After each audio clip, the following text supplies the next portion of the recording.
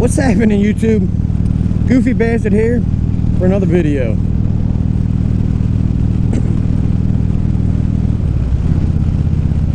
So I got a request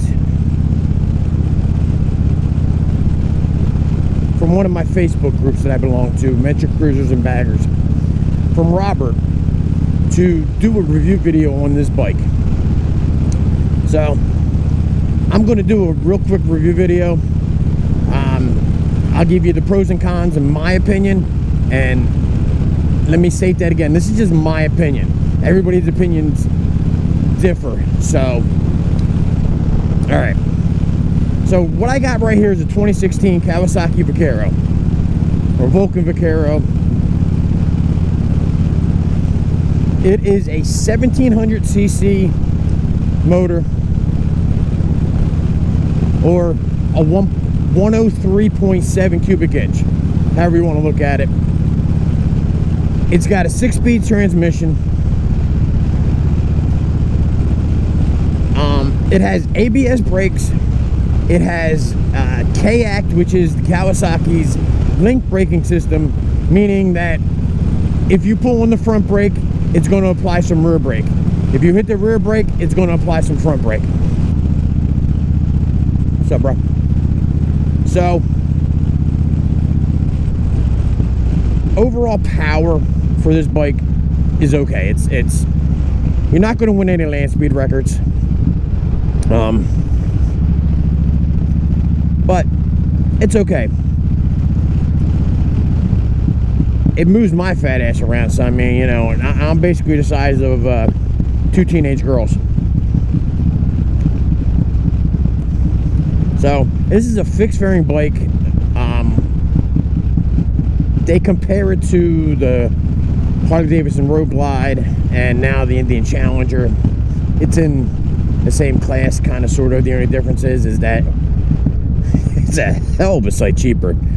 I can buy 2 of these basically for the price of a Harley Road Glide brand new or a Indian Challenger, and probably still have some money left over to do some customizing. So seat height is 28.7 inches. And to give you some insight on that, I am 5'8", 5'9". I have an inseam of 29 30-inch. I can flat foot this pretty good. I know when I have my left foot down, it's flat footed completely, and my right foot is probably 3/4. So if that gives you some insight on the height of the bike. The bike weighs about 850 pounds.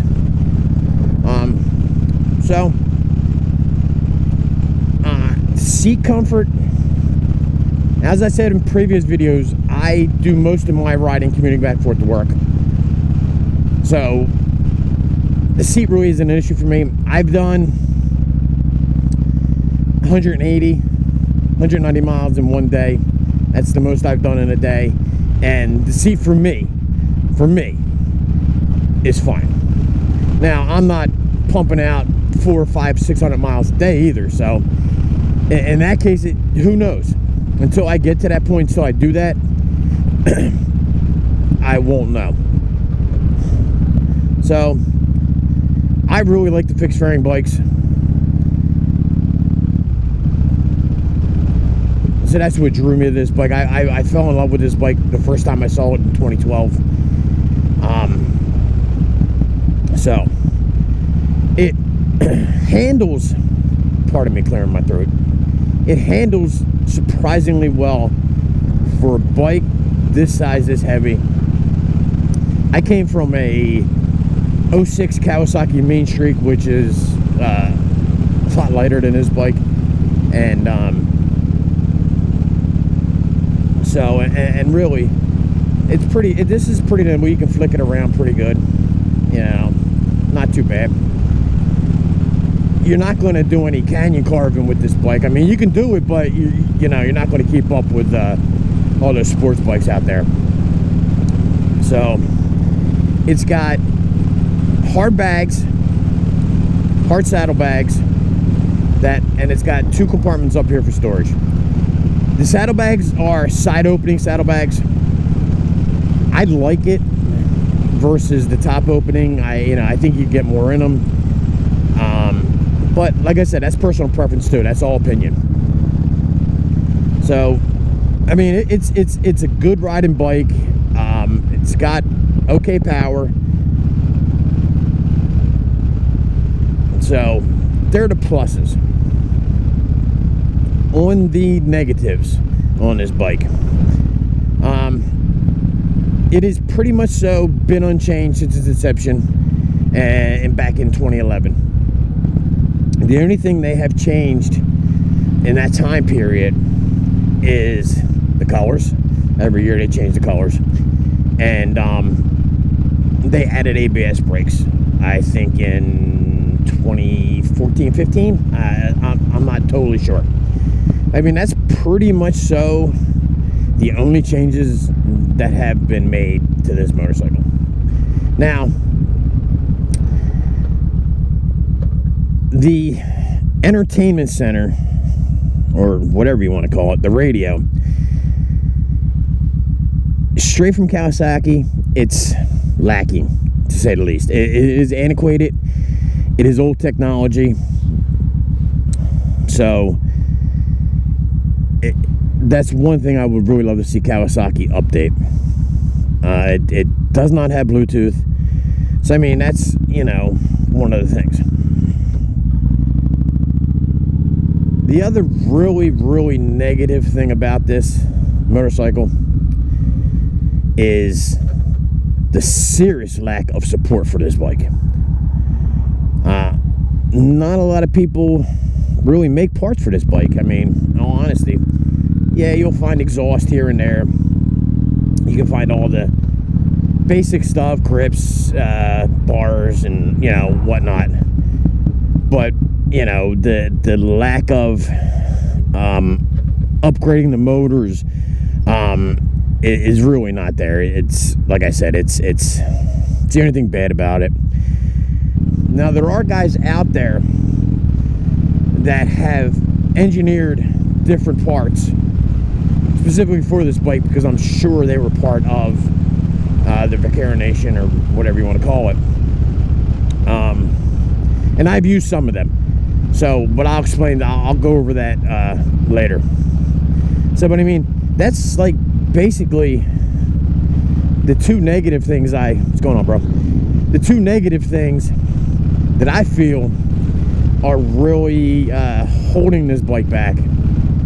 The lack of aftermarket support, whether it be, in any way, motor, lighting, nothing is made specifically, especially in the lighting department, whereas you can find 83 fucking manufacturers that make parts for Harleys, in every field, and sometimes more.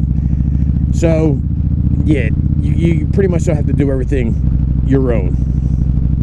So that's like the one drawback. And the fact that they don't upgrade it. They haven't changed it, and it really needs to be changed. Like I said, people do make some things for the bike that'll upgrade your stereo. Like I said, I've upgraded my stereo, so you see that, make it better. So in that aspect, yeah, there are people out there that will make it, or that do make it. Power wise, you put pipes, you can put air cleaners, you can put big air kits on it. Once you do that, yeah, you obviously got to put a power commander on it, or you can get your ECU flashed by Ivan, which I have not done yet. I'm thinking about doing it on the off season. But he takes you send your ECU into him, and he remaps it, and it clears up all the flaws with fuel delivery power. It clears up the oh yeah, I forgot, there is this bike runs hot in the summertime, 80-degree weather, whatever. If you're in any kind of stop and go traffic, your temperature gauge is going to go up. It's but they say that's normal. Everybody says it's normal. So with the Ivan's flash, that brings that temperature down considerably, from what I'm understanding. I haven't done it yet. Like I said, I'm thinking that might be a winter mod. So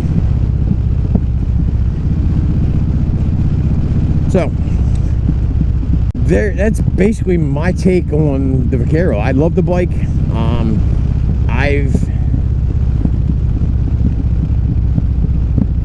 I've solved, you know, some of the things that are downfalls on the bike.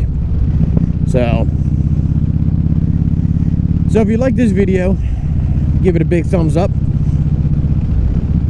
If you want to leave a comment, yeah, comment down below.